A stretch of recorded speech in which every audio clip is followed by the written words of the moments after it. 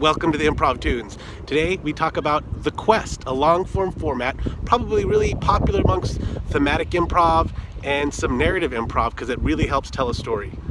Let's get into it. The Quest. This one's going to be about a format called The Quest. I've only lightly experimented. I've only been on one team that does The Quest, and we modified it to suit our needs. I always recommend you don't have to stay loyal to the format if it suits your team better. No one comes to see a show because the team executes a great format. People come to see the show because it was a good show. Okay, so that's my little disclaimer. Let's move on to The Quest. Now, some formats will actually be formulaic. They'll say scene 1A, scene 1B. Like, they'll do stuff like that. And some formats are much more philosophical. So like the Herald is much more formulaic, and then like the Slacker is a little bit more philosophical, right? Like, there's not like an actual format set out in front of you. So The Quest is a slight blending of the two. Okay, now this is a very simple version of the Quest. This is the way that I learned it. Okay, so the first scene of The Quest is you have the hero, or the hero, like we're going to use, like, it's called like The Quest because it's like the hero's quest. There's the call to action. Okay, so scene one, you're developing the hero.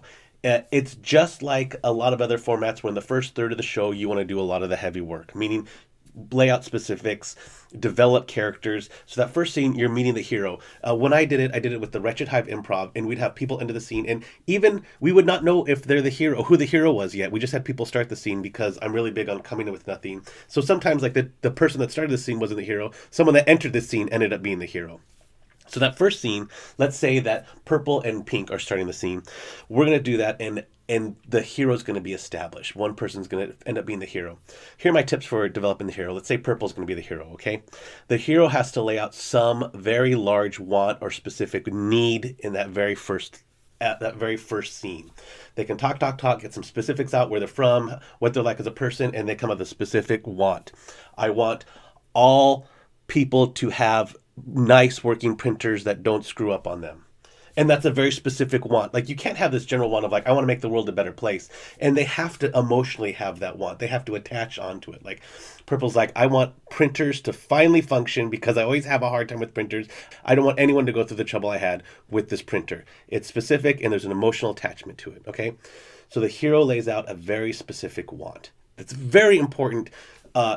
You might say like that's not really important, but I find that it's one of the things you can do at the top of the show that just makes everything so much easier, okay?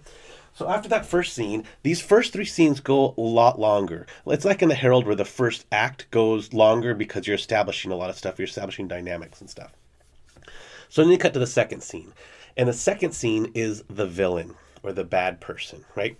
So let's say that gray and red enter the scene, okay?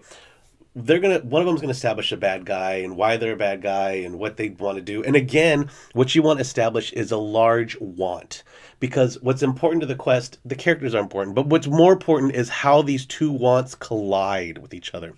So the second want, like I said, has to be emotionally attached and it has to be specific. I want to get rid of all the bunnies in the world because I think Easter capitalizes on the bunnies. Let's say that's what red says. Get rid of all the bunnies in the world. Okay? So that's the want, and they have an emotional need to it because they're like, I hate when animals are just used like objects to benefit a holiday, to benefit man. So we're just going to get rid of all the bunnies and show human beings a lesson. Okay? They're the bad guy, remember? So you want to come up with a bad guy want.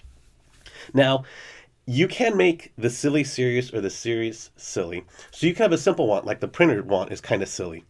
Or you can have a serious want, like I want to explore outer space and become the first Mexican to ever be an astronaut that explores the farthest reaches of outer space. Now that's like more serious, right? Or you could be silly, like I want all the printers I want everyone to have a good access to a printer. What's important is, now that you have those wants, we're going to go with the printer want, and we're going to go with the get rid of all the bunnies wants. The people on the sidelines, people on stage too, but the people on the sidelines that are listening, their thought process is like, okay, so somehow we have to get printers and bunnies together in the same room, so to speak, or we just have to get them to cross paths, because that's where the quest or the call to action is. Okay, so you have the hero set up with their want, the villain set up with their want, okay? Then you have the third scene.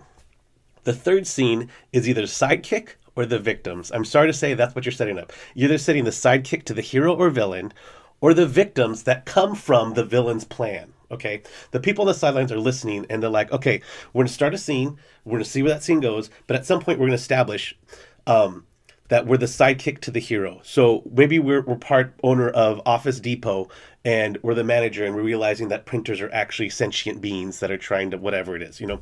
So that's the sidekick you're trying to establish. Or you could be a sidekick to the villain and you can be like, we're a pack of wolves. I'm actually a living embodiment. I'm the god of wolves and I want to eat all the rabbits in the world, so I'm going to work with the villain. Okay, so that'd be like the sidekick to the villain. Or you could be the victims. And in this one, it's very easy to say we're just a bunch of bunnies because there would be the victim to the villain's plan, right? Now, when you're in the sidelines, you can be a little more premise heavy with that if you want.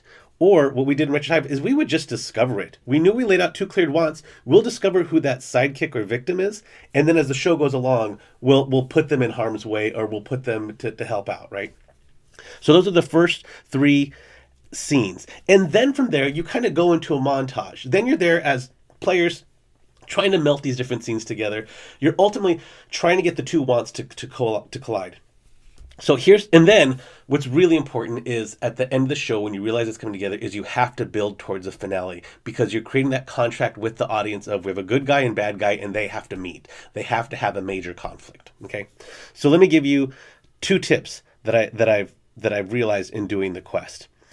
The first one being is that the sidekick or victim especially, but it's if they die or if they become a victim to what the villain laid out to show, because it shows the stakes of the scene. In Wretched Hive, we would have people die all the time because it showed risk in the world and it made the bad guy really bad. And that's what you wanted. So that at the very end, when the good guy triumphs or the good person triumphs, then they're, oh my gosh, they're a hero. So you have to, the victim or sidekick should die or feel the repercussions of the villain's evil plan, because then it becomes less wacky. You're playing the seriousness of the scene, the seriousness of the show. And when the hero finally wins, then the hero becomes that much better. Okay. Or if you decide that maybe there's bad endings too, it doesn't matter. And literally say out loud what your want is. Communicate to your teammates, especially off stage. I want all printers to be accessible. I want trash cans to be large enough that you can throw away shoes in. I want all pencils to self-sharpen. Like, say it out loud so you're communicating to your person on stage as well as your backline. Here's what my want is. Say it very clearly like you would another character's name, okay? Same with the villain. Say it very clearly. Another thing is that it can be multiple heroes. It doesn't have to be one hero. It could be 2 people are heroes. It can be multiple villains. It can be, one time we had 3 witches, kind of like Macbeth, the witches, and they were all 3 bad guys and they worked together in unison. So it can be heroes. It can be villains. As long as you guys as a team communicate very well together, there's no like rules to that. It can be really easy. And the last thing that I think is a really big, so there's 2 big tips, and especially when you're learning the quest. The first one is, literally start off the scene with I want, because as the scene goes on, especially for the team that you like, you'll end up having a lot of fun and the scene will end and you'll be like, there was not a clear want in that.